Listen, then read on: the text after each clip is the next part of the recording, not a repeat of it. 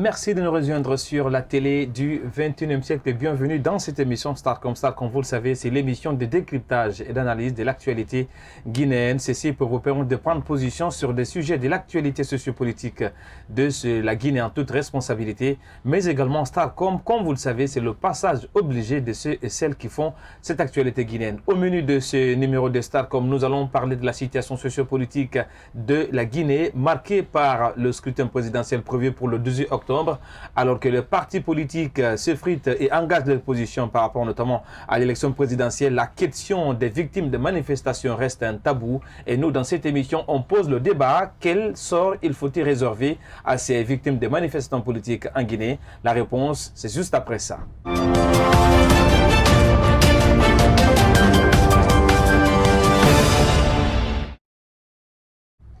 Merci pour votre confiance et considération renouvelée sans cesse à cette télé et plus particulièrement à cette émission. Comme je le disais, aujourd'hui dans cette émission, on va parler essentiellement des victimes des manifestations politiques en Guinée, oubliées par les acteurs politiques. Chacun des deux bords de la mouvance présidentielle et de l'opposition se positionne pour la participation à l'élection présidentielle prévue pour le 12 octobre. Pour en parler, nous recevons sur ce plateau pour vous dans l'émission Starcom, M. Beya Diallo. Il est ancien boxeur international, mais également député à l'Assemblée belge. Monsieur Diallo, tout le plaisir a été pour moi de vous recevoir sur ce plateau. Merci d'avoir accepté notre invitation. Bienvenue. Grand plaisir, merci. Bonjour à tous et bonjour à toutes les Guinéennes et tous les Guinéens.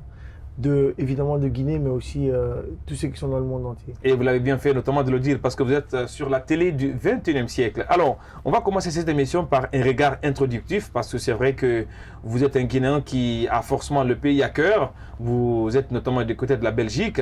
Et dernièrement, la situation sociopolitique de la Guinée a évolué sur plusieurs dimensions. Quel est le regard que vous portez sur cette situation guinéenne depuis notamment la Belgique? Le regard que je porte sur la situation guinéenne aujourd'hui, c'est une inquiétude.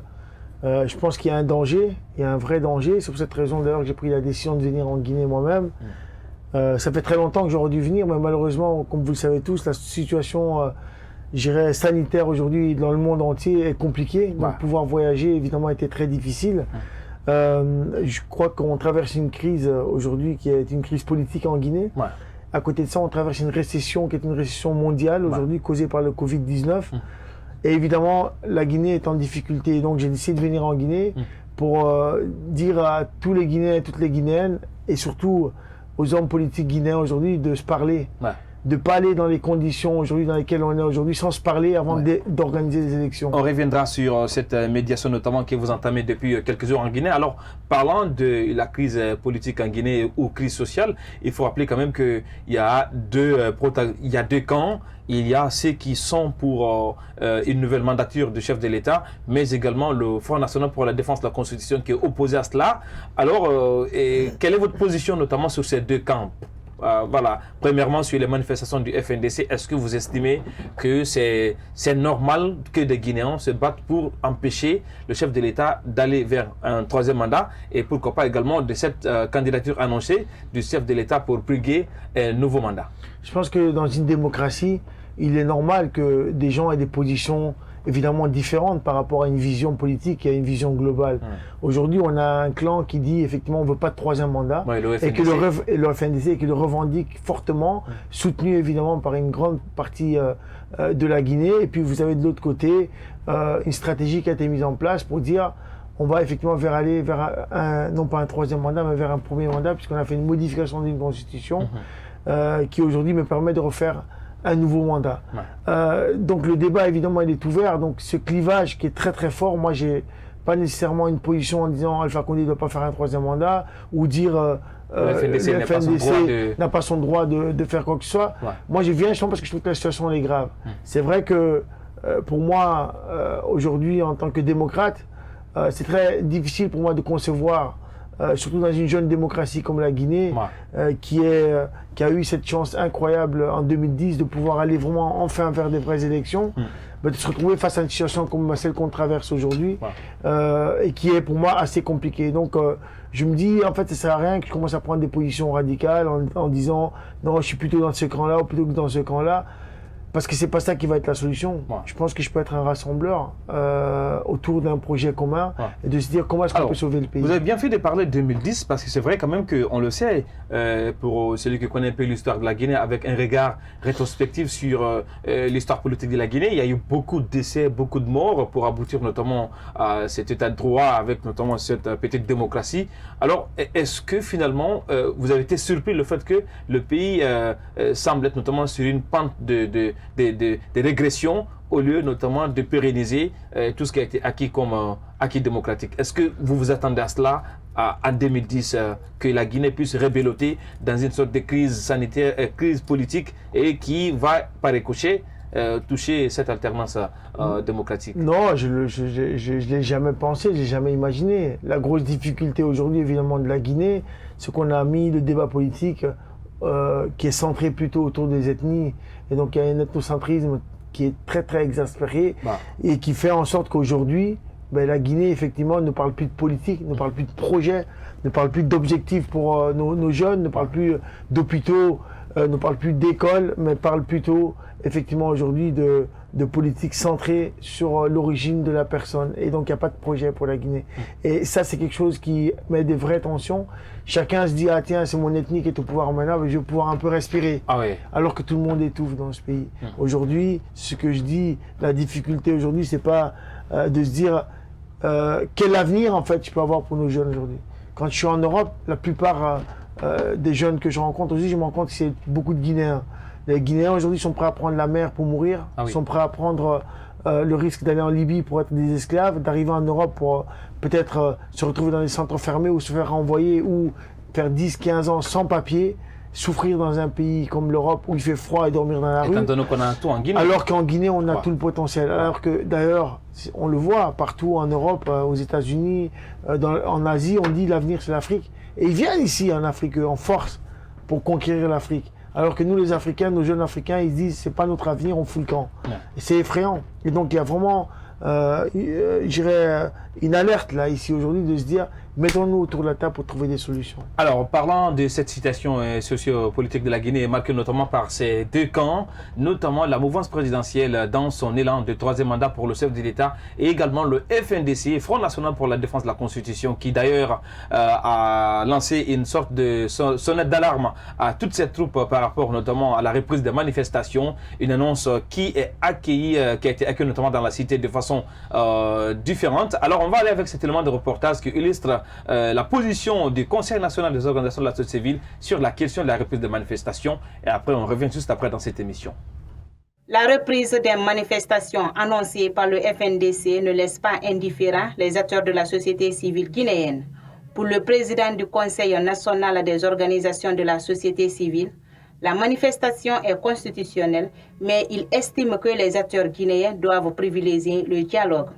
Le FNDC est capable de manifestations pacifiques dans les règles de l'art, sans mort d'homme, sans acte de vandalisme contre ceux qui veulent vaquer à leurs activités. Je crois qu'ils doivent manifester tant que possible. Et les forces de l'ordre doivent se montrer républicaines. Et s'il y a mort d'homme, la justice doit s'en saisir et mener des enquêtes sérieuses et situer les responsabilités de cette tuerie.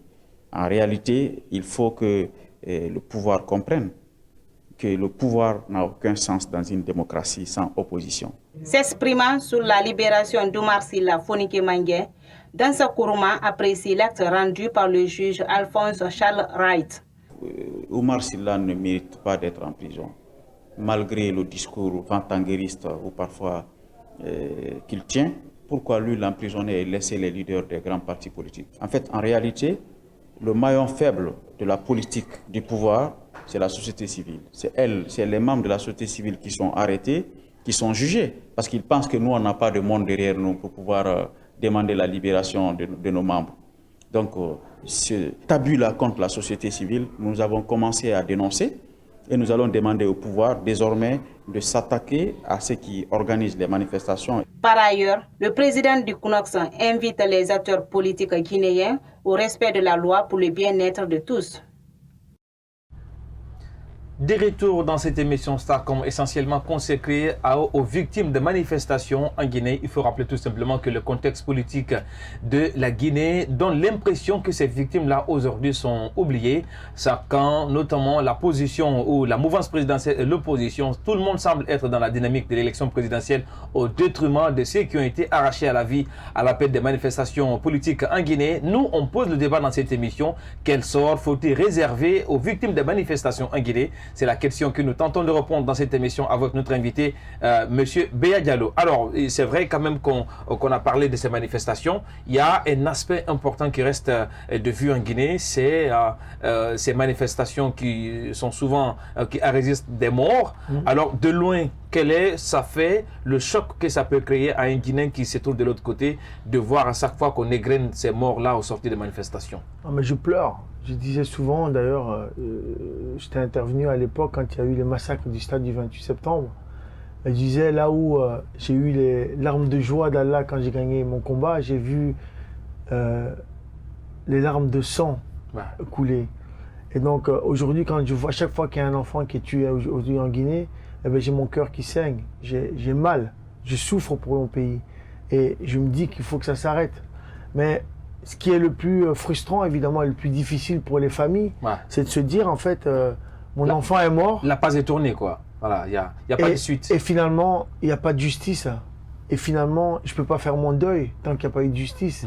Et je pense que c'est vraiment ce qu'il faut régler aujourd'hui. Et je pense que ça fait partie, évidemment, de toutes les difficultés qu'on rencontre pour que notre pays puisse avancer. Je pense qu'on doit pouvoir se regarder dans les yeux et se dire les choses et se dire la vérité. Et parce que si il y a eu assassinat dans tous les pays du monde, il faut qu'il y ait justice.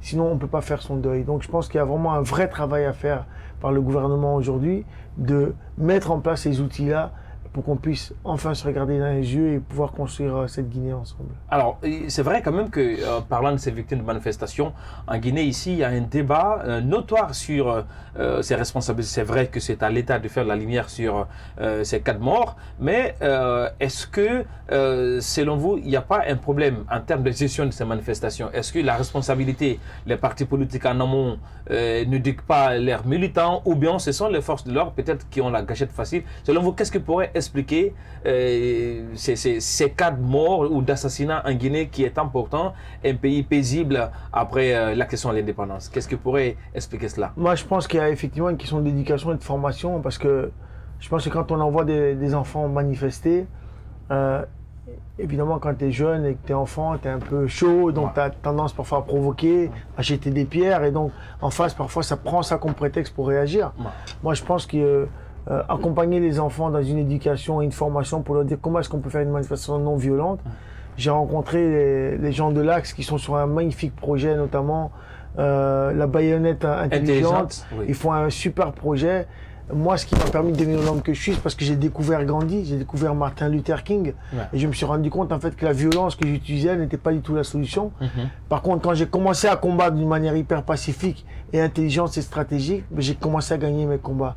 Et donc, je crois vraiment que c'est ça qu'il faut aujourd'hui arriver à inculquer à nos jeunes, et évidemment à nos aînés aussi, que la violence n'est pas la solution. Et qu'utiliser une manifestation pacifique ne peut que vous rendre beaucoup plus fort. Quand vos adversaires veulent vous frapper, eh ben laissez-les vous refrapper une deuxième fois, ils seront perdants. Et donc c'est vraiment ça qu'il faut passer comme message, et je pense qu'on pourra alors avancer. Mais évidemment, les responsabilités, c'est surtout celui qui tue. Parce qu'il y a une disproportion, évidemment. Je veux dire, on dit souvent que la défense doit être proportionnelle à l'attaque. Et quand moi je viens, je te jette une pierre et toi tu prends un pistolet et tu me tires dessus, ben c'est un peu comme ce qui se passe en Palestine et en Israël.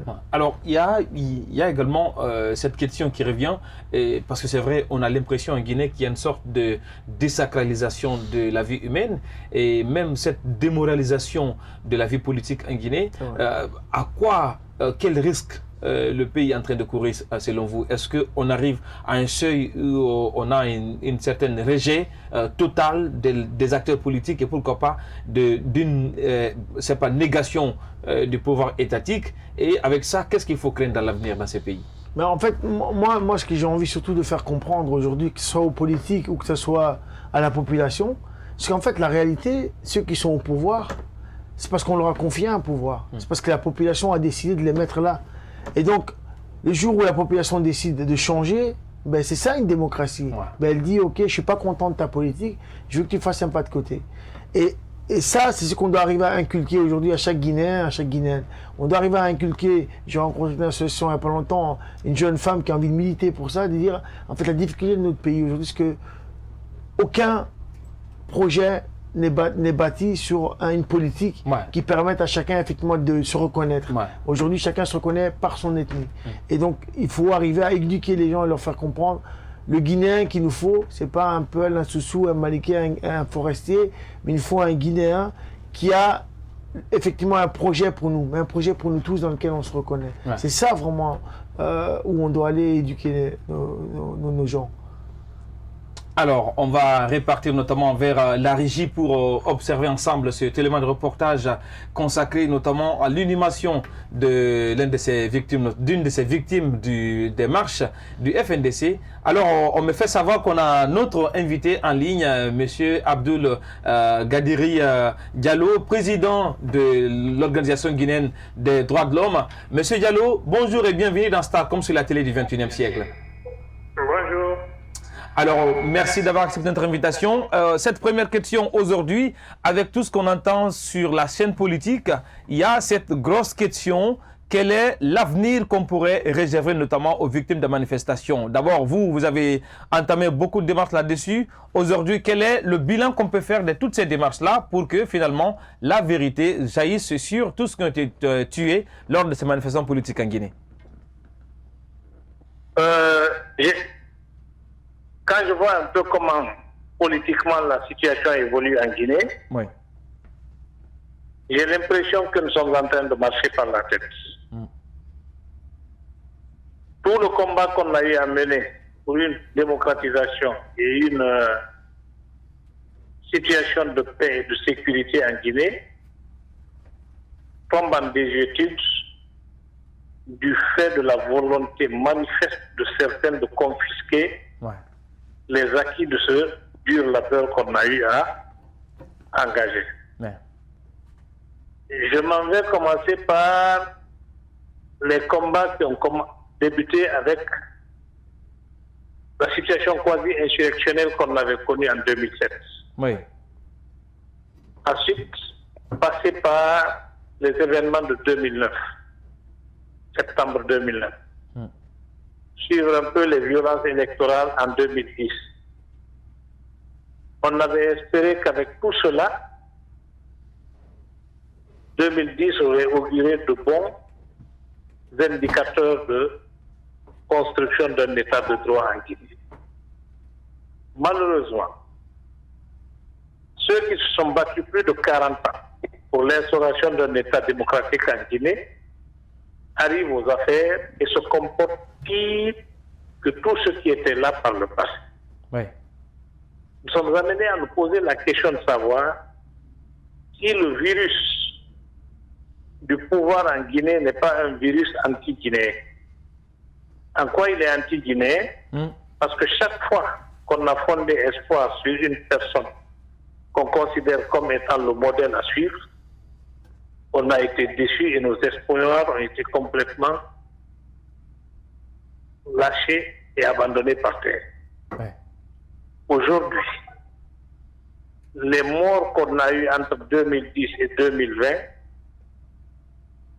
ne sont pas loin des morts qu'on a eues entre 2007 et 2009. L'effilochement du tissu social qu'on a connu entre 2007 et 2009 est en deçà de ce que nous vivons aujourd'hui, rien qu'entre 2010 et 2020.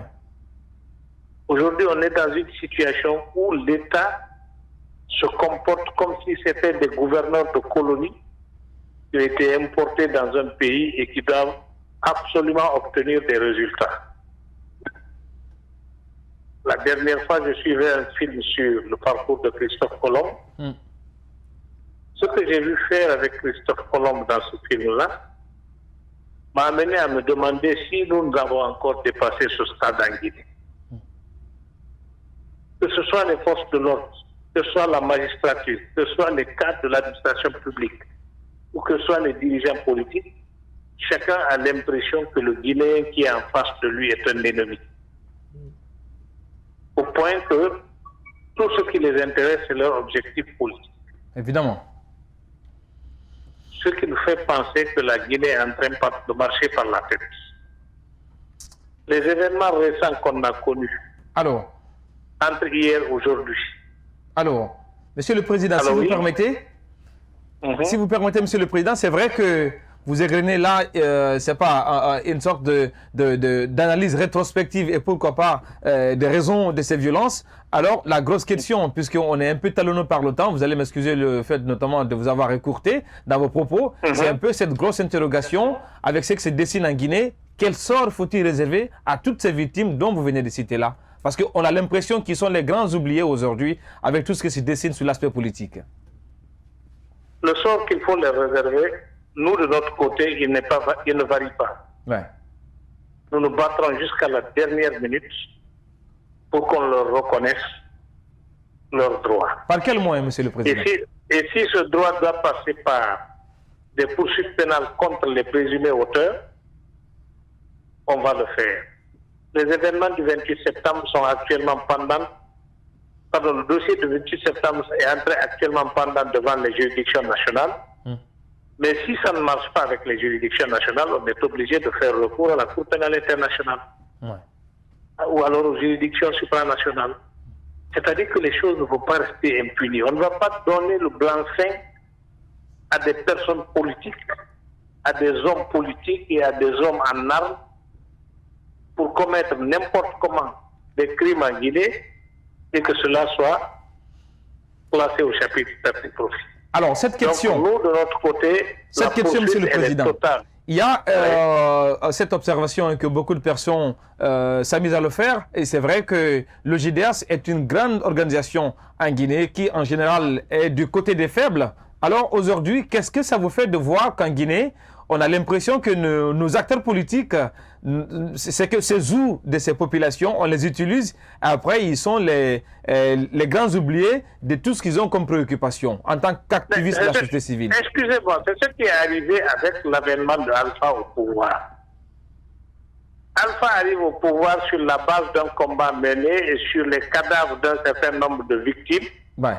Il oublie que ces gens-là sont les acteurs qui lui ont permis d'accéder au pouvoir. Ne vous attendez pas à ce qu'un autre vienne et qu'il fasse mieux que Alpha. Mais c'est en ça que je vous dis que nous resterons toujours droits dans nos bottes et on va continuer le combat. Si l'affaire ne marche pas au niveau national guinéen, on va porter tout ça là devant les juridictions supranationales, y compris la Cour pénale internationale. Alors, M. Diallo, je voudrais également avoir votre avis sur ces dernières violences qu'on a déplorées du côté de Dubreka. Je rappelle qu'il y avait une réunion où les sages des différentes régions de la Guinée, mais finalement la rencontre a été écourtée et ils ont fait l'objet notamment de descentes musclées de la part des forces de l'ordre et gazées par des gaz lacrymogènes. Vous, en tant que président de l'OGDS, comment est-ce que vous avez accueilli cette information? D'abord, nous sommes en contact avec les victimes de ces agressions-là. Et à l'heure où je vous parle, elles sont encore assiégées au niveau de la résidence du Kontiki de la Basse-Guinée. Évidemment. Donc, c'est dire que ça ne s'est pas dénoué. Et nous estimons que c'est un comportement qui n'est pas du tout digne d'un état de droit. La liberté de réunion est consacrée. Le domicile est inviolable. Et il m'a été rapporté qu'on a au moins identifié et ramassé plus de 100 douilles de cartouches, de grenades lacrymogènes qui ont été lancées dans la concession du politique. Ouais. Est-ce qu'on a affaire à des Guinéens ou bien à des mercenaires importés qui servent ici de force de l'ordre? C'est la grande interrogation que je me pose. Est-ce que c'est des gens qui émargent à la fonction publique ou alors au niveau des finances publiques guinéennes sur l'argent du contribuable guinéen qui se comportent comme ça, ou bien c'est des gens importés d'ailleurs qui viennent pour faire une mission comme des mercenaires et repartir. Bien. Parce que si on est Guinéen et on est conscient que la Guinée appartient à tout le monde, on ne peut pas se permettre ce qu'on est en train de faire à tous les cas. Bien.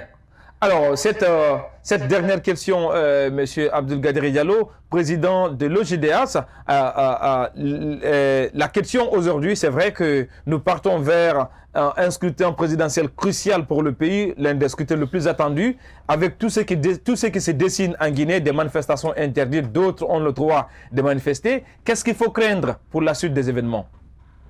Mais il faut craindre le pire. On a vu ce qui s'est passé à Zérékoré tout dernièrement avec le double scrutin législatif et référendaire de mars 2020. On a vu ce qui s'est passé aux élections de 2015. On a encore un dossier pendant au niveau des juridictions guinéennes pour ce qui s'est passé en 2010. Il faut s'attendre à une situation beaucoup plus catastrophique avec le comportement actuel des autorités guinéennes et des forces de défense et de sécurité. Parce qu'on est en train de forcer une situation dans un environnement où la légitimité est complètement perdue par le pouvoir. Merci, M. Abdelkader Diallo. Je rappelle que vous êtes le président de l'Organisation guinéenne des droits de l'homme. Tout le plaisir a été pour moi de vous recevoir dans l'émission Starcom. Merci d'être passé par là. Merci beaucoup. Au revoir. Et nous, on revient sur ce plateau pour continuer l'émission avec notre invité plateau, M. Beya Diallo, ancien boxeur international, également député à l'Assemblée nationale belge. Alors, vous l'avez écouté, c'est quand même une description un peu qui ne rassure pas. Et on a l'impression que la Guinée, la chaîne de violence aujourd'hui, c'est d'étape en étape et que tous les acteurs aujourd'hui, que ce soit de l'opposition et de la mouvance, ne semblent pas être la solution. Quel est votre regard sur cette situation qui fait qu'il y a plus sur... Parce que Alpha Condé, il était dans l'opposition, on espérait que c'était lui la solution, et après, il est président aujourd'hui. Qu'est-ce qu'il dit aussi que ceux qui sont dans l'opposition aujourd'hui ne feront pas pur que ça? Mais en fait, je pense que moi, je le dis souvent, en 1958, la Guinée a été capable de dire non pour prendre son destin en main. Ouais. Et depuis 62 ans, on traverse des crises. Mais je pense que la crise qu'on traverse aujourd'hui n'a jamais été aussi importante, n'a jamais divisé les Guinéens autant qu'aujourd'hui. Et donc je pense qu'il est important de mettre en place des outils justement pour se mettre autour d'une table, pour que la confiance revienne, pour qu'on ait envie effectivement d'avancer. Justement, on va marquer une courte pause et après, ou s'il faut le dire, même on va aller avec un élément de reportage. Après, on reviendra dans cette émission pour parler également de ces astuces, bien évidemment, que vous avez avec vous, notamment dans votre valise, parce que vous êtes venu en Guinée dans le cadre d'une sensibilisation pour que la tension soit apaisée. Alors, on va aller avec cet élément de reportage qui illustre notamment ces victimes de ces manifestations à l'occasion de manifestations du FNDC pour s'opposer à un éventuel troisième mandat du professeur Alpha Condé. On revient dans cette émission pour parler désormais des actions de M. Beya Diallo dans le cadre notamment de l'apaisement de la situation pour sortir dans cette crise de façon heureuse.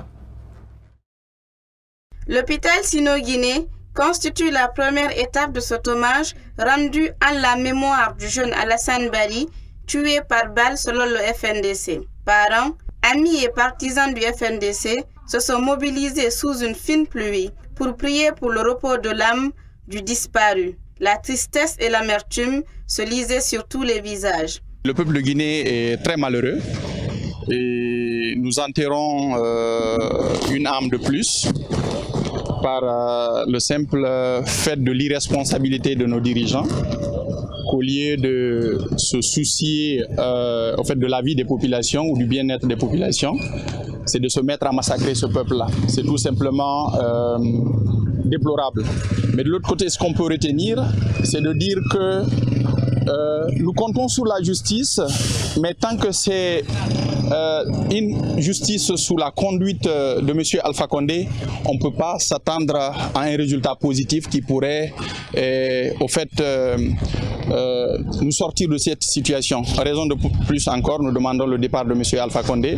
C'est parce qu'il nous a prouvé qu'il a déjà deux Guinées, deux peuples, et ils ne comptent pas partir parce qu'ils se sont enrichis illégalement, ils sont dans un confort qu'ils ne veulent pas laisser. Mais je crois que c'est au peuple aujourd'hui de prendre sa décision, de prendre sa responsabilité et de prendre surtout son destin en main. L'ancien membre du RPG et premier vice-maire de la commune de Matam, Ismaël Condé, déplore les nombreux cas de bavures policières dans le maintien et le rétablissement de l'ordre public. C'est à l'État qui doit nous dire qui est en train de tuer les Guinéens. Mais ils sont aujourd'hui plus de 400.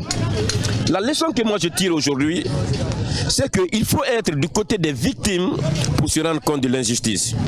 Avant, j'étais avec le RPG. Quand je voyais enterrer les gens, je me faisais toutes sortes d'idées. Mais aujourd'hui, avec l'UFDG, avec toutes ces tristesses que je vois, je me rends compte qu'il y a deux républiques en Guinée. Une république qui lutte contre les défenseurs de la démocratie et une république qui encourage contre les défenseurs de l'imposture. Ce jeune élève de 16 ans, Alassane Bari, repose désormais à jamais au cimetière de Bambeto, aux côtés des autres victimes de répression policière du régime de Conakry.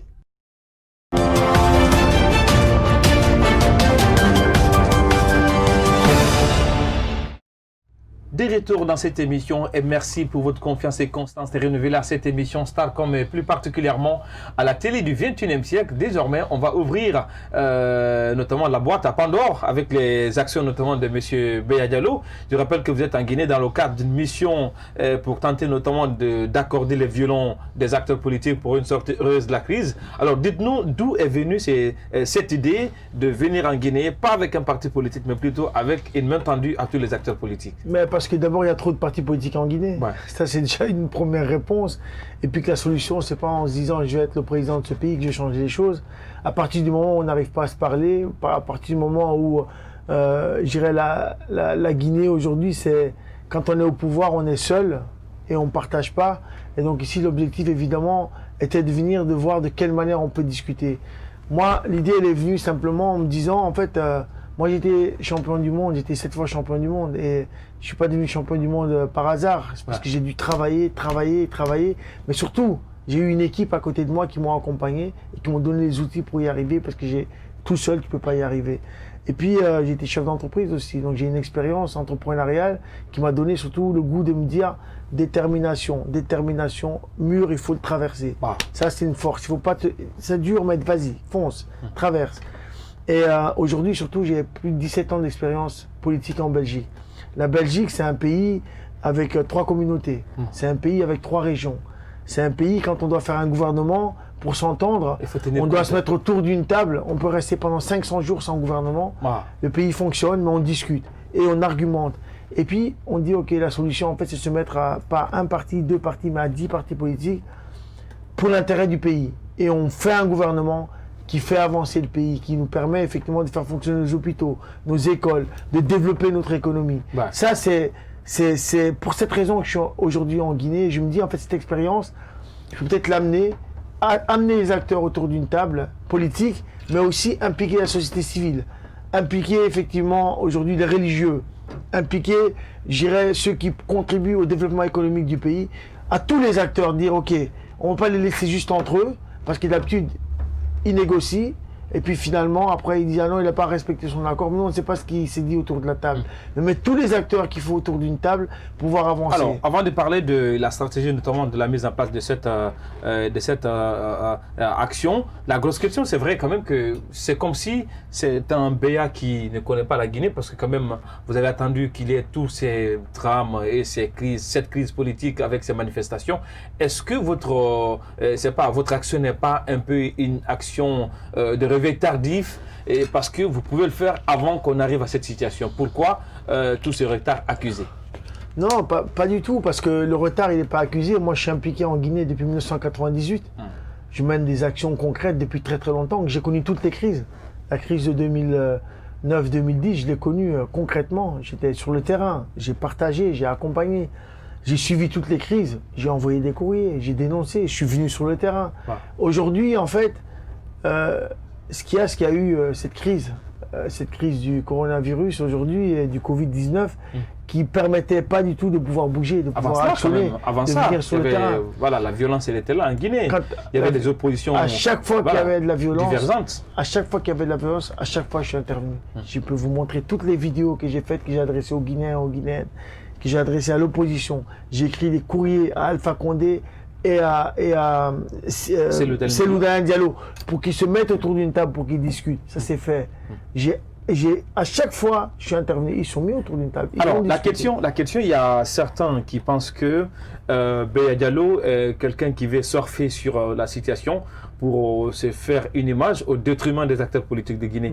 Est-ce qu'il n'y a pas une visée politique derrière cette action? Non, c'est ce que je viens de vous dire. Je pense que si j'avais une visée politique, je serais déjà en Guinée depuis très très longtemps. Beya Diallo, il n'a pas besoin de se faire connaître.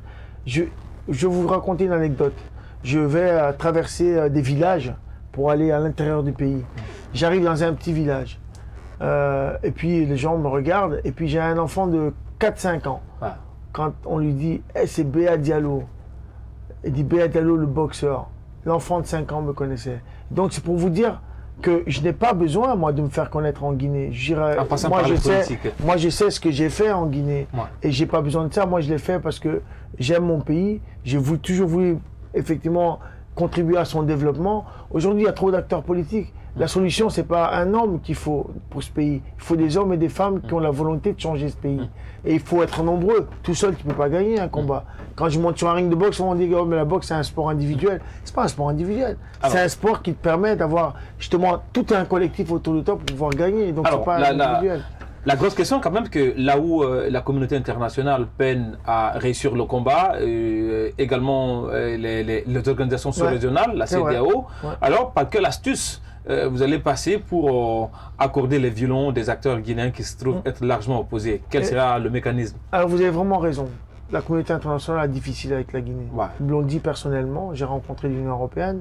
J'ai été rencontrer des acteurs qui aujourd'hui peuvent jouer un vrai rôle en Guinée aujourd'hui, que ce soit du côté de l'URSS ou du côté de l'Union européenne d'une manière particulière ou des États-Unis.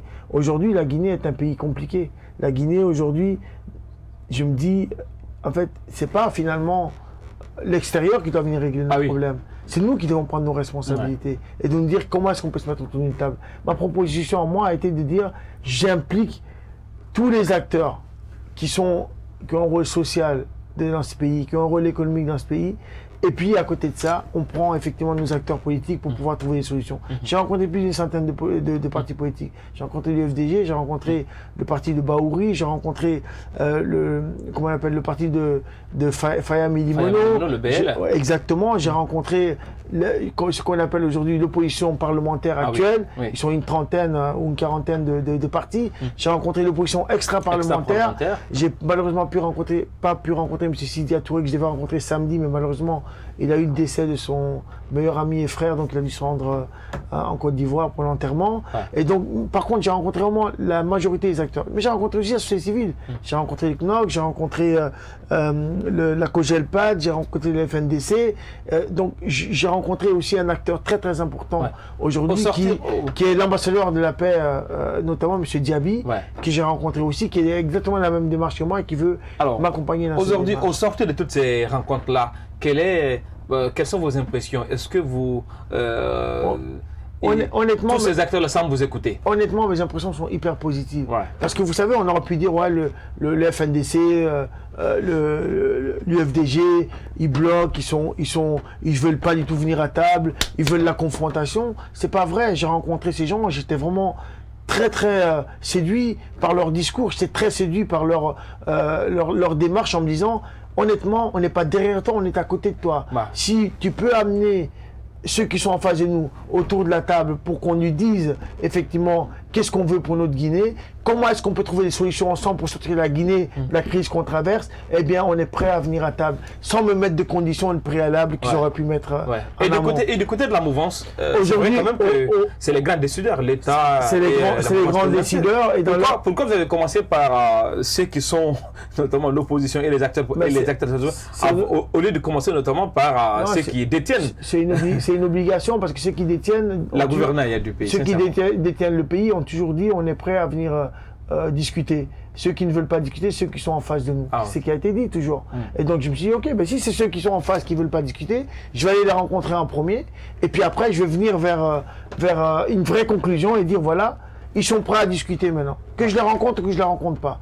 Je vais médiatiser, je vais faire une conférence de presse pour dire quelle est la situation. Je vais aller à la communauté internationale, je vais aller à l'Union africaine, je vais aller à la CEDEAO pour dire voilà quel est le constat aujourd'hui. C'est quelqu'un qui refuse de dialoguer? Non, pas nécessairement. Je ne vais pas dire qu'ils refusent de dialoguer. Je dis voilà, ils sont prêts à dialoguer. De l'autre côté, on a dit qu'on était aussi prêts à dialoguer.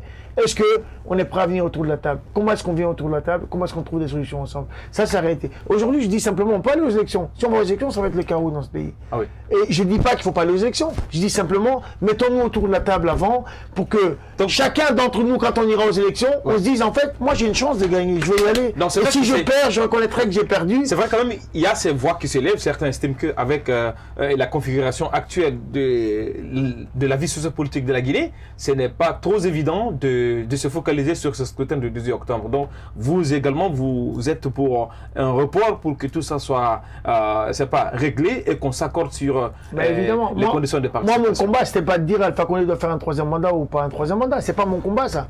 C'est le combat de ceux qui sont en face, qui disent il faut pas qu'il fasse un 3e mandat. Moi, je dis qu'ils viennent à table et qui donnent leur argument et qu'Alpha Condé réponde pourquoi il veut faire un 3e mandat ou à quelles conditions il est prêt à ne pas faire un 3e mandat, etc., etc. Et donc, je pense vraiment qu'il doit y avoir un vrai débat. Et comme vous venez de le dire aujourd'hui, la réponse qu'on doit donner, si on va au 18 octobre, moi je pense que ça va être une situation catastrophique, sans avoir discuté. Ouais. Alors aujourd'hui, il y a beaucoup de formules notamment qui semblent sortir pour résolver notamment cette crise guinéenne. Certains parlent d'une transition politique, certaines brandissent la question de la mise en place d'un gouvernement d'union nationale, d'autres parlent d'un dialogue sous l'égide de la communauté internationale. Alors vous, quelle est la formule qui serait mieux adaptée à la situation actuelle de la Guinée selon vous? Moi, en 2010, j'avais prôné une chose, quand il y a eu les élections. Quand l'armée a donné la possibilité, effectivement, de dire on va faire un pas de côté, j'ai dit, si vous ne faites pas aujourd'hui, pendant 5 ans, un gouvernement d'union nationale, avec ceux qui sont effectivement aujourd'hui à la tête de ce pays, qui sont battus pour que ce pays aille vers des élections, si vous ne le faites pas pendant 5 ans, le pays va se retrouver dans 5 ans ou dans 10 ans dans une situation catastrophique. Je l'ai dit et je l'ai écrit. Ouais. Et on est dans cette situation-là aujourd'hui. Et c'est ce qui est arrivé, sincèrement. Exactement. Je l'ai écrit. J'ai des textes, j'ai des trucs, j'ai des lettres ouvertes, etc. Ça, je l'ai écrit. Aujourd'hui, si on n'arrive pas à se mettre autour d'une table pour trouver des solutions, ce pays ne peut pas être dirigé juste par une partie de la population. Je veux dire, ce pays-là, il doit être partagé. Je veux dire, aujourd'hui, moi, je dis toujours, je suis un Guinéen. Moi, je suis pas Peul, pas Soussou, pas Malinké, pas Guelsé. Je suis avant tout Guinéen. Je suis avant tout un Guinéen. Et c'est ça qui doit passer comme message. Ce pays-là, il doit être partagé. Il ne doit pas être dans l'intérêt des uns contre les intérêts des autres. Ça doit être un intérêt collectif pour que nos jeunes aujourd'hui rêvent de rester dans leur pays et qu'ils ne rêvent plus d'aller en Europe. Qu'ils rêvent de se dire, je peux aller en Europe parce que je vais en vacances. Je reviens parce que comme les Européens vont en vacances en Afrique, et je reviens chez moi parce que j'ai une perspective d'avenir, parce que je sais que j'ai des hôpitaux où je peux me soigner, parce que je sais que j'ai des écoles où mes enfants peuvent aller gratuitement, parce que je sais que j'ai un travail et que mon pays est en pleine émancipation, en plein développement. C'est ça qu'on veut aujourd'hui pour qu'on puisse discuter. Il n'est pas normal qu'après 62 ans, la Guinée se trouve aujourd'hui dans la situation dans laquelle elle est. Quand j'ai rêvé de monter sur un ring de boxe, quand j'ai rêvé de devenir champion, c'était pour faire connaître la Guinée parce que j'ai vu, mais quel potentiel, comment est-ce possible que ce pays puisse être considéré comme étant un des pays les plus pauvres du monde avec tout son potentiel. Je me suis engagé en économie, pas en politique, parce que je voulais développer la Guinée. Mon rêve n'était pas d'être un politicien, mon rêve était de venir contribuer au développement du pays. Et finalement, je me suis dit, mais en fait non, en Guinée, en fait, il faut être politicien. Sans politique, tu ne peux pas développer ce pays. C'est dommage. Parce que tout est cadenassé, tout est fermé aujourd'hui. Alors, il y a cette question, c'est vrai que voilà, vous n'êtes plus une personne à présenter, comme le rappeler. Alors, selon vous, qu'est-ce qui fait qu'on peut vous croire et qu'on peut vous écouter? Quels sont vos atouts aujourd'hui? Parce que c'est ça également, parce que même la communauté internationale, on a des imams en Guinée quand même qui ont une forte influence, mais qui ne sont pas écoutés par les acteurs politiques. Voilà, selon vous, qu'est-ce qui vous rend, qu'est-ce que vous avez de plus que les autres peut-être n'ont pas et qui fait forcément on va vous écouter dans votre démarche? Je pense que j'ai rien de plus que les autres. Je pense que tous les Guinéens, je pense, ont quelque chose à apporter. La seule peut-être différence aujourd'hui, c'est que quand j'ai levé le drapeau guinéen et que j'ai boxé, j'ai été surnommé le prince de Conakry. Ah ouais. J'ai été surnommé le roi du Fouta. J'ai été surnommé l'empereur de la forêt. J'ai été surnommé le guerrier du Mandingue. Et donc ça veut dire que tous les Guinéens se reconnaissent à travers le combat que j'ai mené et que je mène au quotidien. Et donc ce que j'ai simplement envie de dire aujourd'hui, ce que je crois que j'ai montré l'exemple aussi à une certaine jeunesse aujourd'hui pour leur dire c'est quoi être un Guinéen. Et donc, je pense que c'est peut-être ce que j'ai un peu plus que les autres. Mais les autres, j'ai besoin d'eux à côté de moi pour qu'on aille vers un véritable dialogue. Malheureusement, nous arrivons à la fin de cette émission, mais je vais vous offrir une minute précieuse dans cette émission. Vous allez regarder cette caméra, vous adresser à ces millions de Guinéens qui vous suivent de partout à travers le monde parce que vous êtes sur la télé du 21e siècle, Star 21 TV. Et après, on reviendra ensemble pour clôturer cette émission. Vous avez une minute. Ben, écoutez, je voudrais simplement vous dire à tous les Guinéens et toutes les Guinéennes que si je suis devenu l'homme que je suis aujourd'hui, c'est parce que j'ai toujours regardé le mur qui est en face de moi, en me disant en fait que le mur, je peux le traverser. Je peux le traverser parce que ma détermination est beaucoup plus forte que tous ceux qui essaient de m'arrêter. Et derrière cette image, je voudrais que les Guinéens aujourd'hui croient en leur avenir. Croient, comme les Occidentaux disent, que l'avenir c'est l'Afrique. Et que leur pays est leur avenir. Et si on veut changer les choses aujourd'hui, on doit comprendre que ce n'est pas le politique qui doit nous guider, mais c'est nous qui devons guider le politique. On doit comprendre que ce n'est pas à nous de rendre des comptes aux politiques, mais que c'est le politique qui doit nous rendre des comptes. Et vraiment, je voudrais vraiment vous passer ce message et vous dire, croyez-y, manifestons, mais manifestons d'une manière pacifique. Ouais. Soutenons si la politique elle est excellente et qu'elle est bonne, accompagnons la politique pour construire. Voici un peu ce que je veux passer. Et vous l'avez compris, vous, valeureux téléspectateurs de cette émission Star comme sur la télé du 21e siècle, c'est sur ces mots de M. Béa Diallo. Je rappelle qu'il est ancien boxeur international et député à l'Assemblée belge. M. Diallo, tout le plaisir a été pour moi de vous recevoir dans cette émission Starcom. Et je ne sais que ça ne sera pas la dernière non plus. Je l'espère aussi. Merci. Fight for Africa. Merci. Fight for Africa. Merci. Alors, vous l'avez compris, ces téléspectateurs, c'est la fin de cette émission Starcom consacrée essentiellement à la place qu'on devrait accorder à ces victimes de manifestations sorties notamment de ces élections, de l'élection présidentielle, courue notamment par le positionnement des acteurs politiques des uns et des autres qui affichent déjà leur position sur la question politique en oubliant de facto les morts à la paire des manifestants politiques. Il ne me reste qu'à vous dire merci pour votre aimable attention. Surtout ne zappez pas, restez sur cette télé car le meilleur reste à venir.